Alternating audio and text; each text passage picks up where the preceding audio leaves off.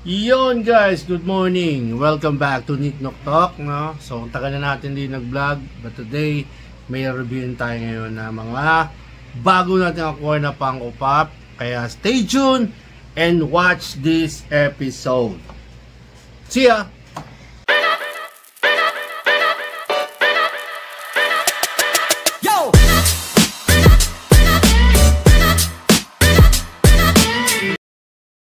At yun na nga guys, no? So, tagal-tagal na natin hindi nakapag-vlog na about the Funko Pop kasi medyo na-busy tayo ngayon sa ating Alpha Clash unboxing at ating bagong hobby ngayon, yung TCG ng Alpha Clash, no?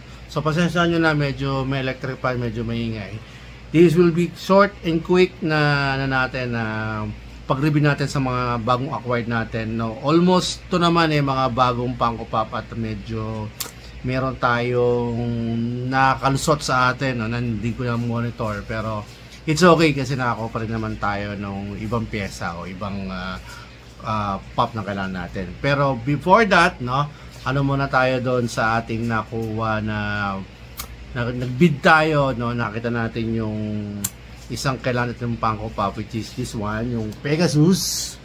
No, so medyo may rin tayo sa mga Greek mythologies, no, and isa to sa mga line ng Pop Myth, no, Pop Myths. Yeah. So para naghahanap ito, hindi tayo makachempo. Nagpabid si Collective Base, no. Ito yung pinabid nila.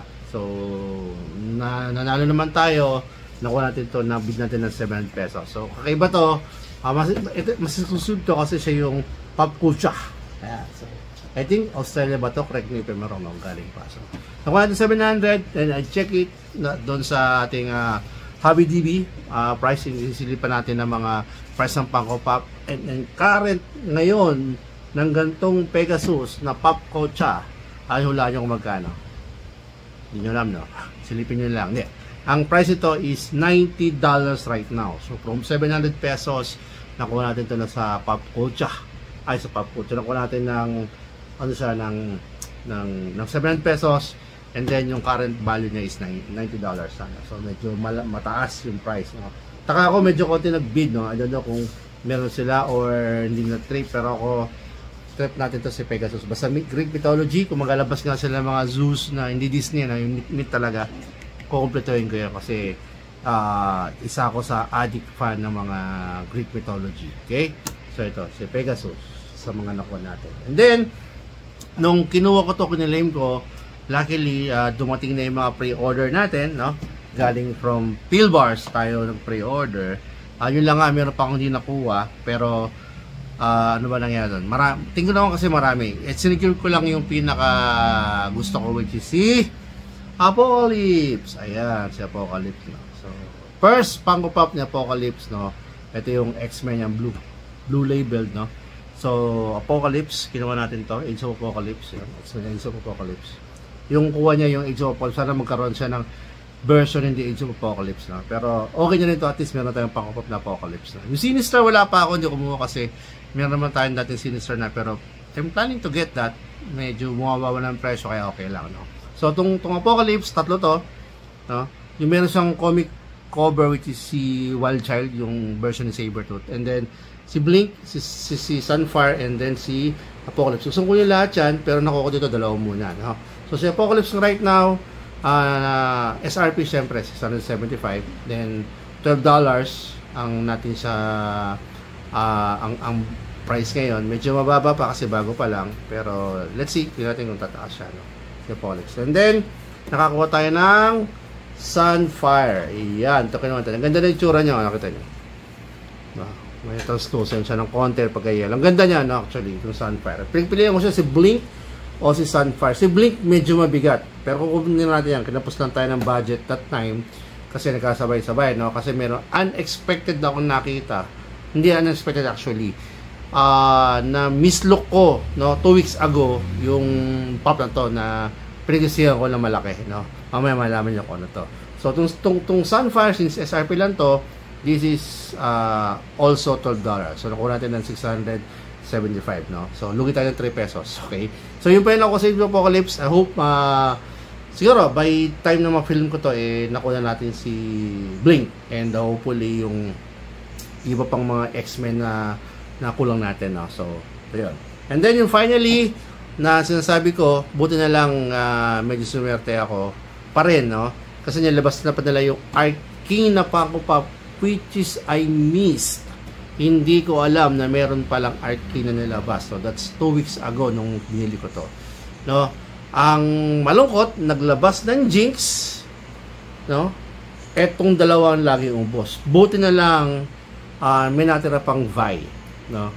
Itong Vi. So I still looking for this pop, which is si Jinx, kasi itong si Echo and si Silco, sa itong si Heimerdinger with Pro, no? Medyo marami pa siya. So madali pang kumuha. Kukunin ko pa rin yan, pero gusto ko muna makakuha ng Jinx, no? Yung Jinx, ang ganda ng Jinx, sayang na miss ko. Anyway, hopefully magkaroon ng restock or dumating yung ibang stocks, makakuha tayo. Si Vi, ay yung dalawa yung pinakamagusto mo, si Jinx and si Vi. Si Vi nakuha ng SRP 675, of course, sa Pilbars din. And right now, grabe to, kasi $80 na sa HobbyDB itong Vi na to. Grabe, no? Grabe yung price. So kaya siguro ganun ka-hot si Vi, kasi ang ganda talaga ng Arcane nung lalo ni season 2. One of the best Netflix anime niya napanood ko, which is si tong Arcane. Ang ganda ng story, graphics, everything, lahat solid talaga yung season 2 na yon, no? Yung season 1 maganda na, pero mas yung season 2. And hope kung tapos na yon, no, sana tutungan pa nila, kasi maganda talaga yung series. Ang daming character na magaganda ron, especially yung character ni yung tatay nila, si Vader. Hopefully gawan nila ng 6 inch o 10 inch, kasi ang ganda ng characterization ni Vader doon. Saka sila Jace, nandun sila Jace, ang ganda. So hopefully magkaroon pa ng mga bukod sa mga character na to, sana gawan pa nila. I'm planning to collect them all, pero gusto ko muna makakuha ng Jinx. Once I get the Jinx, kukupitin natin sila. Okay? So yun na nakuha natin for the day, yung 4 na Funko Pop na yon, which is napakatagal na, no, na nag-focus tayo about the Funko Pop or some toys. Pero this coming future siguro magpo-post pa tayo, kaya mag-vlog pa tayo. Kaya medyo nagkaroon tayo ng mga konting challenges at box itong mga nakakaraang linggo at buwan. Kaya ngayon tayo nagbabawi. Okay? So recap po tayo, no? So yung Pegasus to, nakuha natin siya ng 700 pesos, pero ang current value right now is $90. And then yung dalawang Age of Apocalypse, which is SRP pa rin, $12.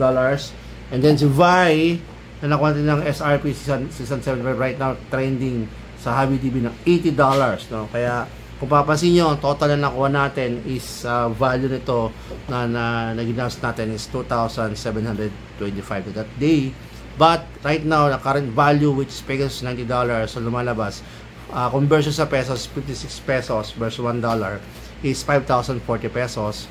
And then yung Apocalypse is 672, and the Sunfire 672 rin. Si Vi, grabe, bagong-bago pa lang, pero grabe yung shoot up nung Funko Pop niya is nasa 4,480. So total of 10,864, no? At yung nilabas natin is 2,725.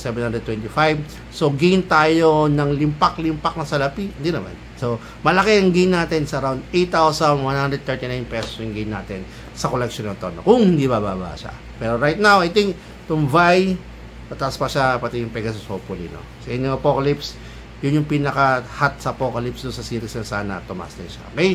So yun lang, guys. So hope na natuwa kayo sa mabilis na video natin, no? And I'm hoping na magkasunod pa yung mga vlog natin about sa Funko Pop, okay? Or sa mga toys, sa mga collections natin, okay?